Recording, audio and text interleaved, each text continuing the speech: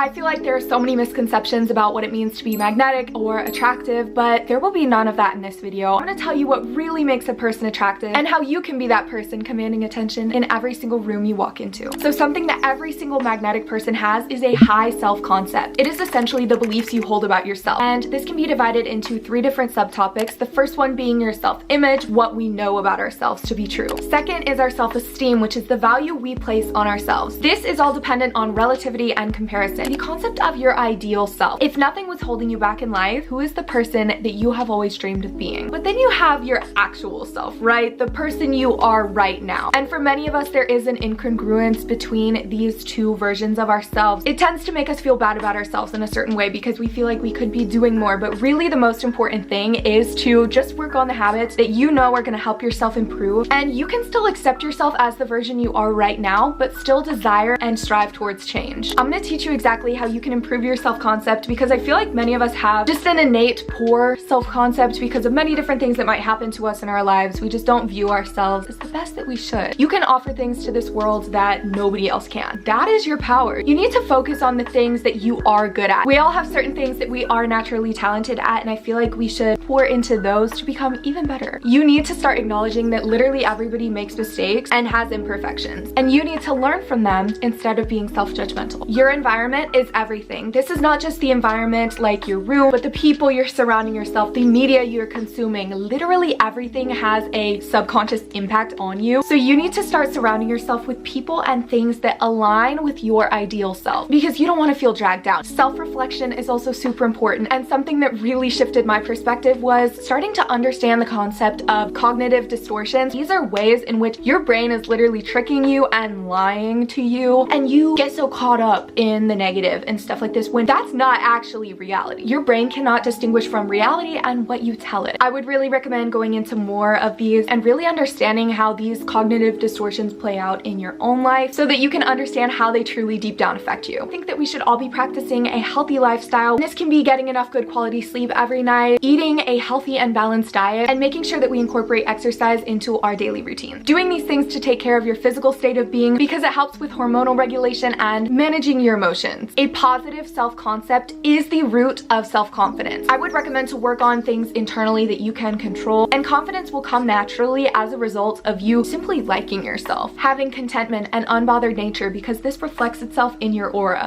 So whenever you walk into a room, one of the first things people always notice about you is how you hold yourself or your body language. This all plays into charismatic presence. People do notice your gestures and your facial expressions, whether you look approachable and friendly or not. Like, you would not see me out in public like that and then still want to approach me because you feel like I don't want people to approach me because that is the vibe I was giving off there. And sometimes we unintentionally do this, which is why I think it is really important to stay mindful about how you are presenting yourself. You want to appear more open. So you're in public, people are noticing you. Now the next thing that's bound to happen is someone approaches you. And let me tell you about the power of a good first impression. What they will remember the most is how you made them feel. So you want to make them feel valued and appreciated and like they're being listened to. It's so important to be authentic, true, and genuine to yourself. And so many people are scared and worried that if they are themselves, that they're gonna lose certain people because they feel like people might not like them. But let me tell you, if you lose someone just from the basis of being your true self, was that the connection you wanted anyway?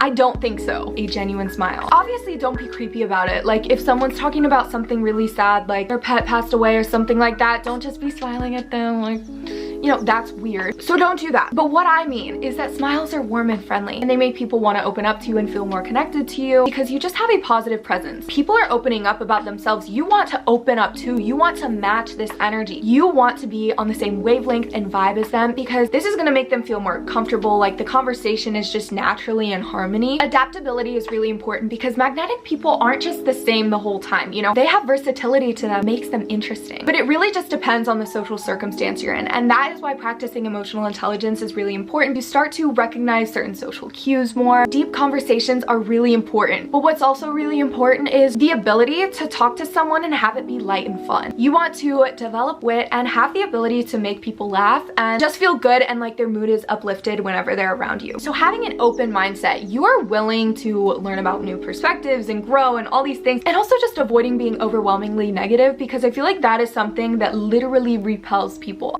The next thing that all of these magnetic people are good at is self-validation. So we oftentimes as humans seek for validation from others in many different ways. But the most important thing about self-validation is feeling so secure in yourself that you know that you are already good enough as you are. You don't need anybody else to tell you that you are, just because if you think you are, then you are. In your life, nobody else's opinions should matter about you, whether they're positive or negative. Yes, compliments and stuff like that, they can make you feel really good, but you don't need to be complimented in order to feel good about yourself. And this also goes with detaching from negative opinions about you too. It literally does not matter. Because again, at the end of the day, the only person you truly have is yourself. And your opinions about yourself and the information that you feed your brain are the most important. You know, you can be really upset if someone says something bad about you and you can let that ruin your day. But I think that we all need to learn how to detach and just become indifferent. So there's a spectrum. There's love, there's hate, and then there's just indifference. And indifference is just simply not caring. I think that it is extremely attractive when someone has their own passions and they live life